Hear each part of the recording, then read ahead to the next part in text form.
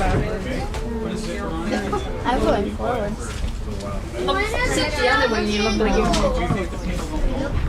Well, we'll see. Maybe they just... Hello, Muggy. Good afternoon, everybody, and welcome aboard. My name is David, and I will be your conductor as we'll take a little journey into railway history this afternoon. So that everybody has an enjoyable and safe trip, just a couple of items for your attention. We do ask remain in your seat during the journey. Walking between the moving cars or standing in the open vestibules is not permitted. I see many of you have activated your personalized antique air conditioning units at the end of each and every seat. So if it is turned on, we do recommend to keep heads, arms, and everything else inside at all times, please. Do not throw any garbage or other objects out from the train or onto the floor. There is a garbage container here at the front beside me. We do appreciate your cooperation in keeping feet off the seats, as other people will be sitting here.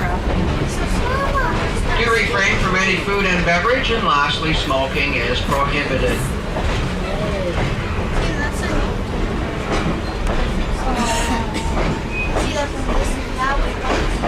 Now we're going to zoom along at that supersonic speed of about 10 miles an hour today. Supersonic A nice speed. leisurely pace out into the countryside. We'll give you a little history about the railway, about South Simcoe, the equipment, and point out some scenic highlights as we travel up through the Beeton Creek Valley to the town of Beeton, which will be our destination today. Arrived here into the little hamlet of Tottenham in the year 1878. Oh. This railway line was built as the Hamilton and Northwestern Railway. Originating out of Hamilton, it went along the shore of Lake Ontario through the city we now call Burlington, and then swung northward up through Milton, Georgetown, and into the area of the Caledon Hills. Winding its way through the valley region, it went through picturesque little towns such as Terracotta, Cheltenham, Glen Williams, Palgrave. Now, Collingwood was well known for its Great Lakes shipbuilding industries in the 18 and early 1900s. And most of the iron and steel used in construction of the ships came from the steel mills in Hamilton by this railway to the dry docks in Collingwood. They used to have the shipyards in Collingwood. Yeah.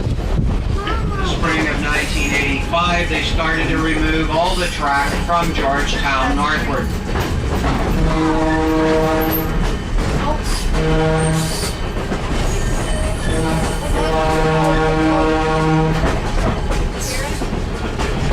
But they did stop at the edge of town, just outside of the main gate where you came in.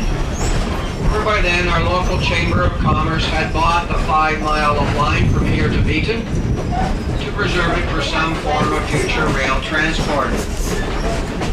So they had the tracks, some scenic countryside. They did not have a train or any knowledge how to go about running a railway, the governing agency of all railroads. The obstacles were overcome, and finally on June the 12th of 1992, we operated our own train on our own track for the first time. And this is now A large ravine. when the railway was built, the easiest, fastest way across here was by a temporary bridge. So using local timber and a portable sawmill, they constructed a 400-foot trestle bridge here. We wave hello. We are a friendly community and most people will stop to wave to the train.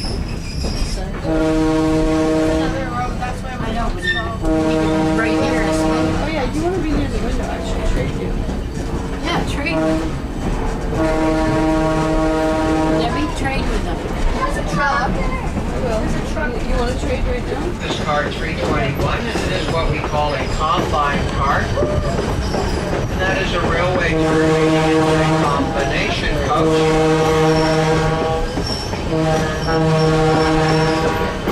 In that it is 1/2 passenger car, 1/2 baggage car.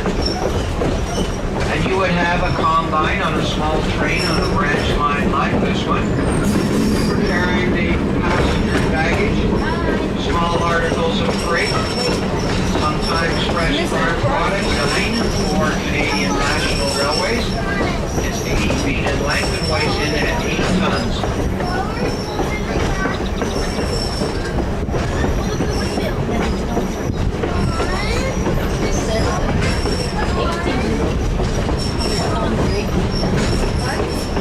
The middle car here on the train where we are, this car was built in 1928. Comes to us from Canadian Pacific Railway. This particular car was used in commuter rail service out of Montreal, Quebec, until it retired in 1972 and was donated to us by Canadian Pacific. This car too is 80 feet long and weighs in at 80 tons. But we begin our descent into a very deep and dark, mysterious region. We call this Okie-Kawanki Swamp. Now that is a local Indian name, and it roughly translates into muddy big water. The reason will be seen to us in about a minute's time. Coming down here on my right-hand side, the back end of the train is car 74. Wouldn't it be neat if we saw a deer? You could get a picture. 24. Comes to us from the Toronto, Hamilton, and Buffalo Railway. It is the last surviving passenger car of this railway, as all the rest are now scrap metal.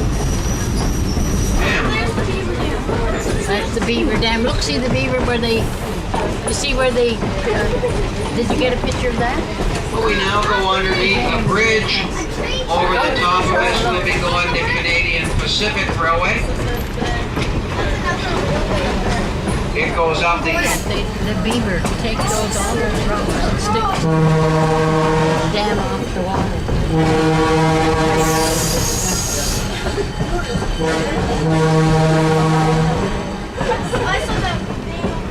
And that's where the deer come to drink.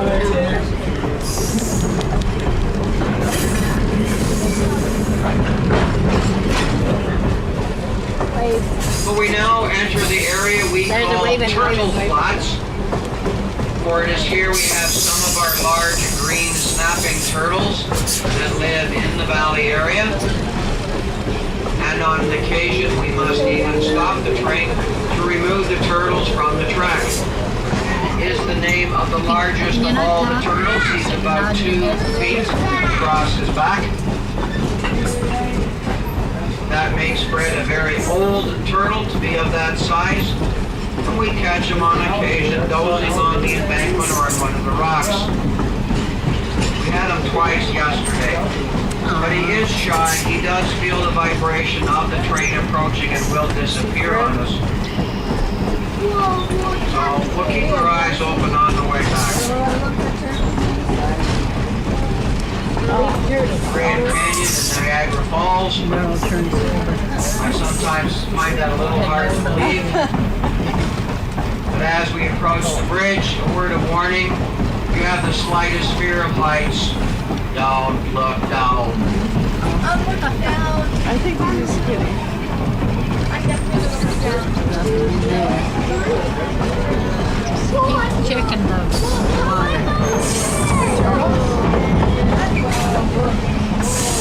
That's it. That was it. That rivals. But as the train has arrived, we could pronounce it now here. Now here starting to do that. We have crested over the top. We're now descending to the opposite side. And we'll soon be entering the town of Beeton, our destination this afternoon. So the railway ignored the town and basically went around it.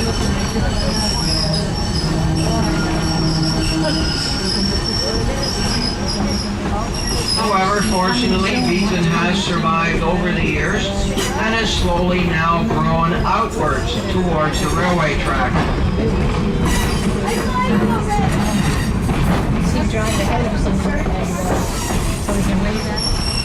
Now we will only be stopped here for a few moments, a quick check of the train. And if all is to my satisfaction, I'll give my engineer his permission to take us back down to Tottenham. So please stay on board or it's a long 5-mile walk back.